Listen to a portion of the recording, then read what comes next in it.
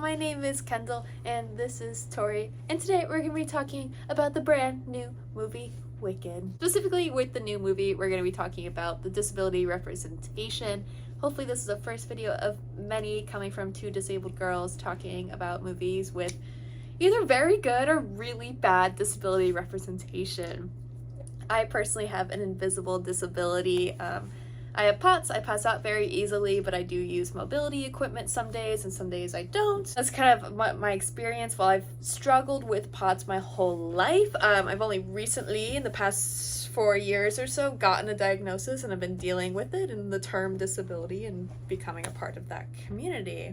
Tori, would you like to introduce yourself? So I, on the other hand, have a very different experience with being disabled. I've been physically disabled my whole life. I have muscular dystrophy, so I've used some sort of mobility aid basically my whole life.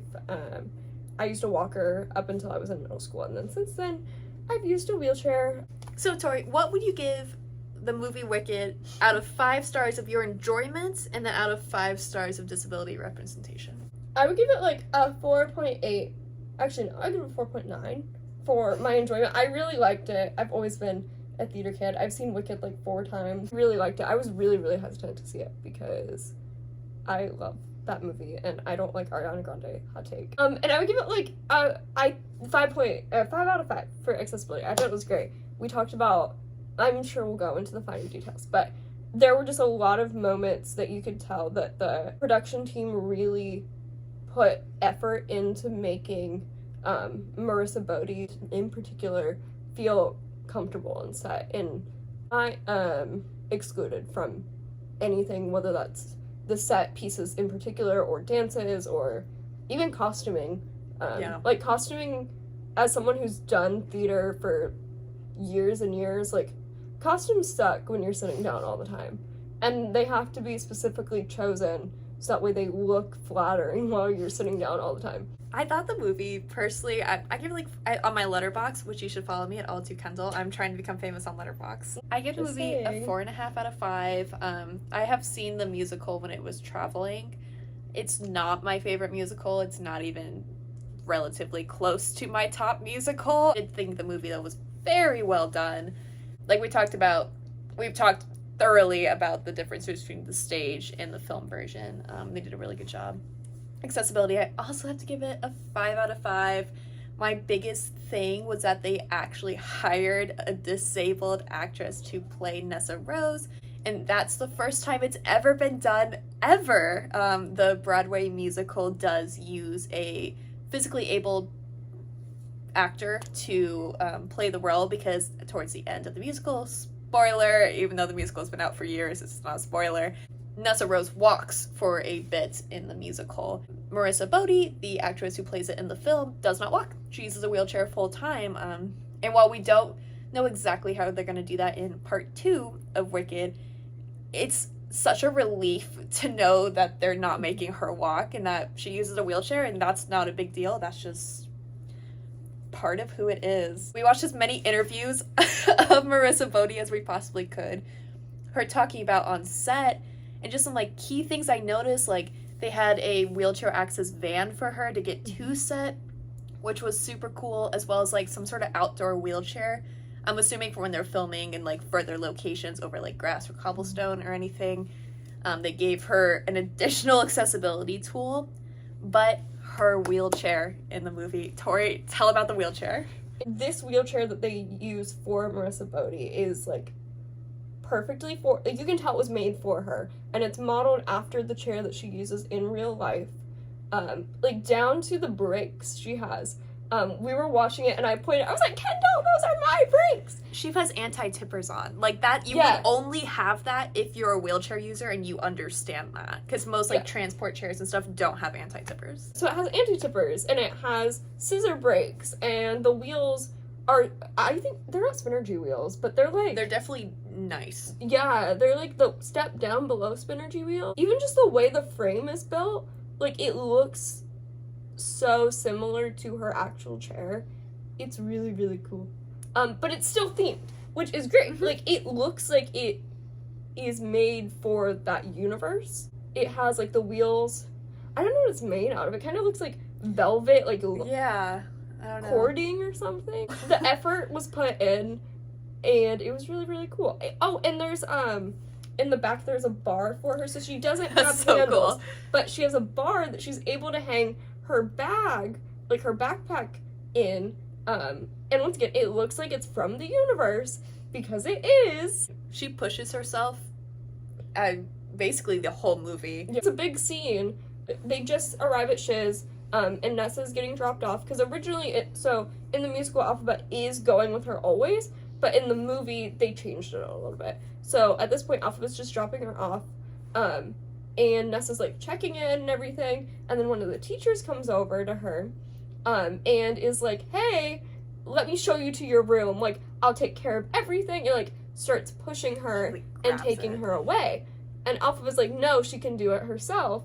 And the teacher's like being really overbearing, you know, as people do, and they just take your autonomy away from you.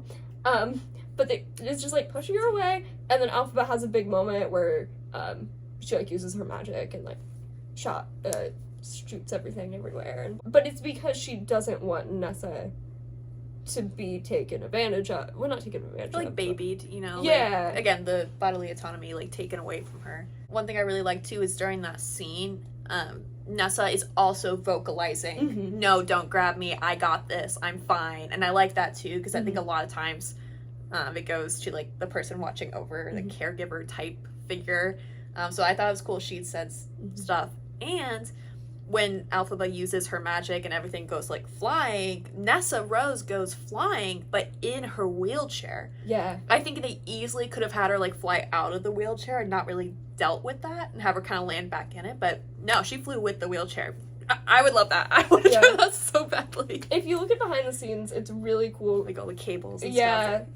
It's really neat. And I think it makes sense, too, just thematically, because Alphaba associates Nessarose being in her wheelchair, but not in a bad way that I think they kind of do in the musical, as in a baby way, but, like, I think Alphaba knows that, like, that is her as a person, and it makes sense that her magic wouldn't separate her from that, I don't think.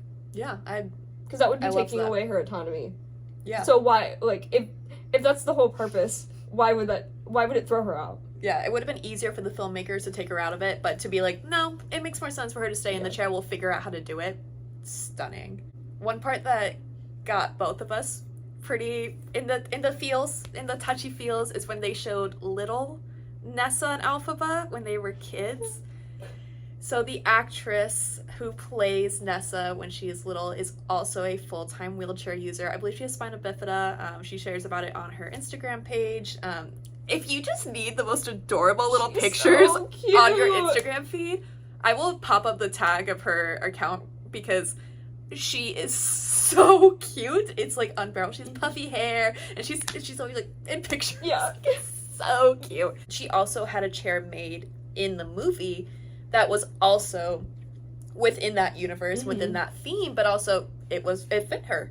If she easily could have pushed herself around in the scenes, she doesn't. Yeah, she doesn't need to. It was her size, so she could have, which I love that option. Like, even for that scene specifically, she's not moving. She, like, doesn't need to for the actual scene.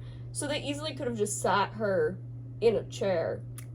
Yep. And that would have been fine. Like, and you would have known it was still Nessa. Like, it wouldn't have been necessary for her to be in a wheelchair, specifically a wheelchair of her size. I mean, they could have technically used the same chair and she just grew into it. Yeah. That's not, it wouldn't be great, but it's not I wouldn't have loved it. Absolutely. But I think the fact that they took the time to build this wheelchair for one scene, I mean, I guess it could come back in the second movie. It shouldn't, but I guess it theoretically Maybe could. a flashback when she's dead. Yeah. You know that she died. But I'm not happy about it. Okay. There was another, not a big change from the musical, but for us, a big change from the musical was the dance scene. When they go to the dance in Bach. Yeah, Bach. Bic. I don't know it either. I'm gonna done this.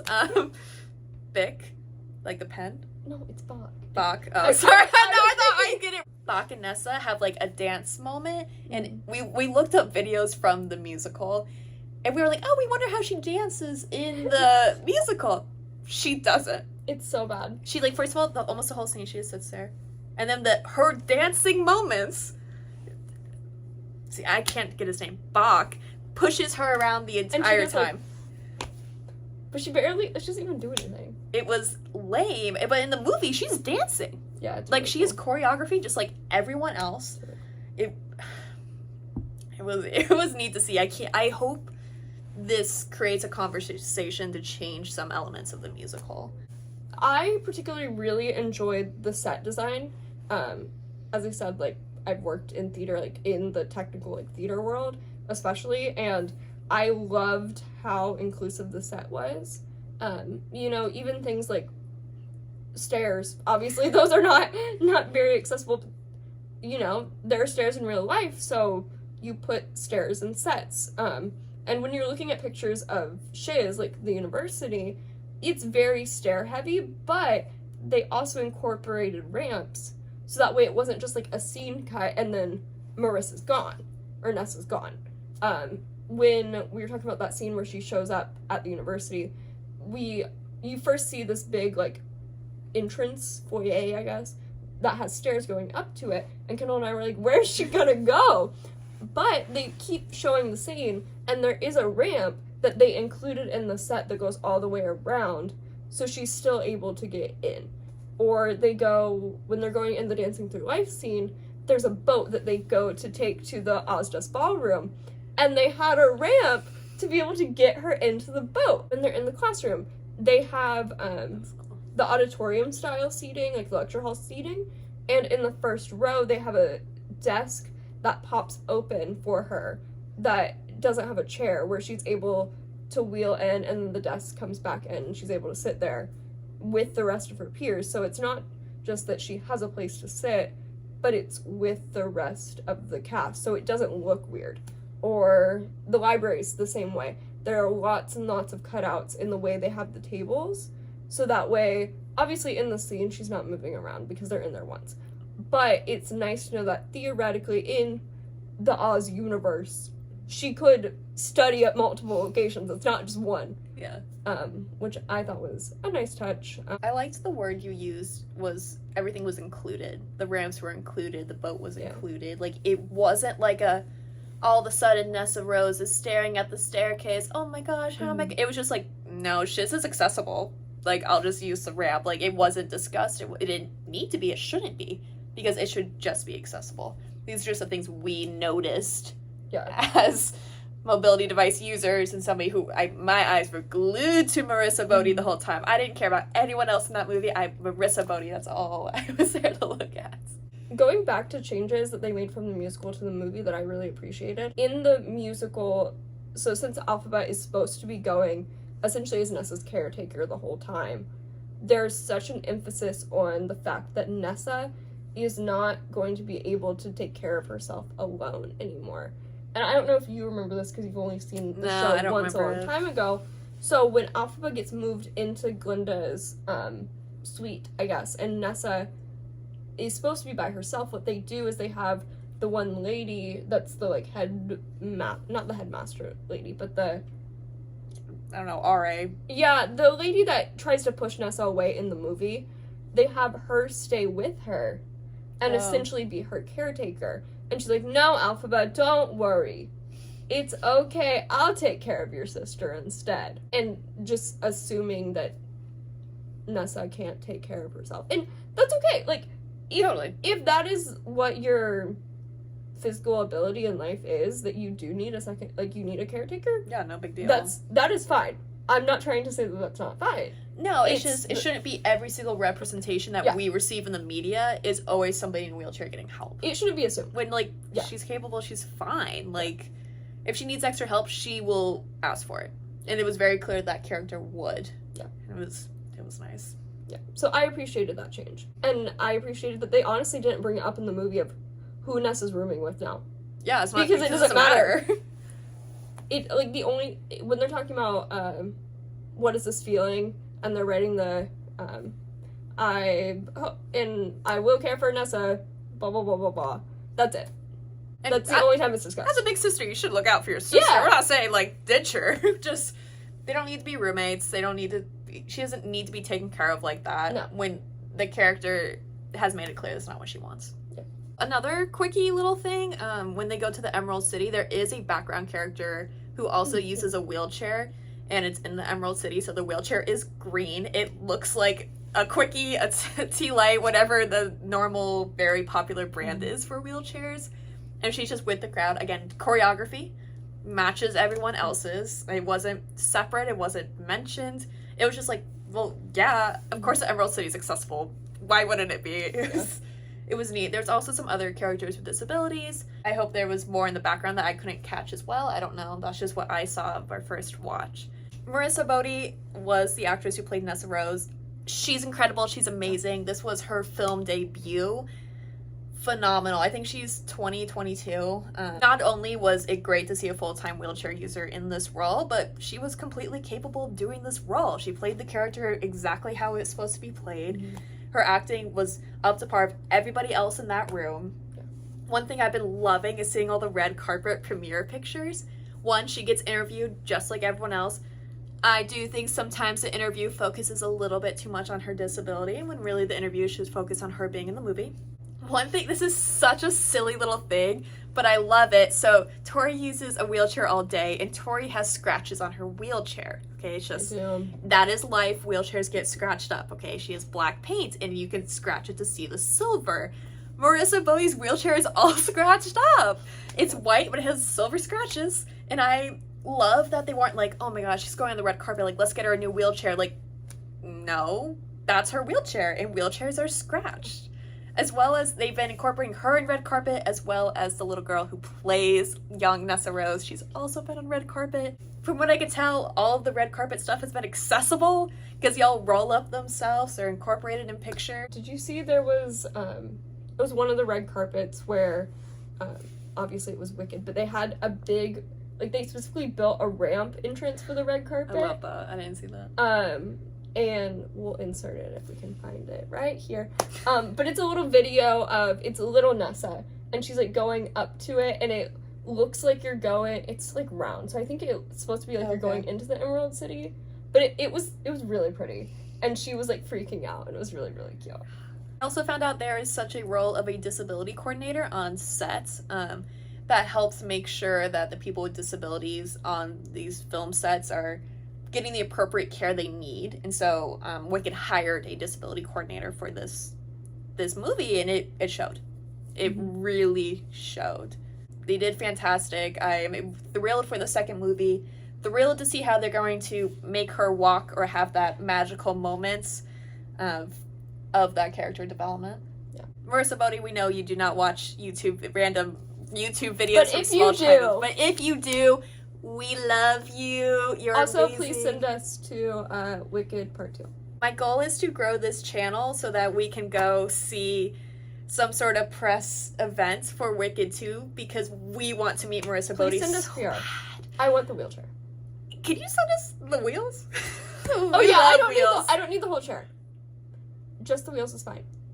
Thank you so much for joining me and Tori as our first little sit-down video analyzing the Wicked movie and the disability representation. Again, I think this is truly should be a case study for other movies to watch to see how to use disabled people in a film appropriately.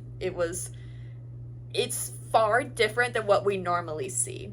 Thank you so much for joining me and Tori. Keep on making your magic, and we'll see you in the next video.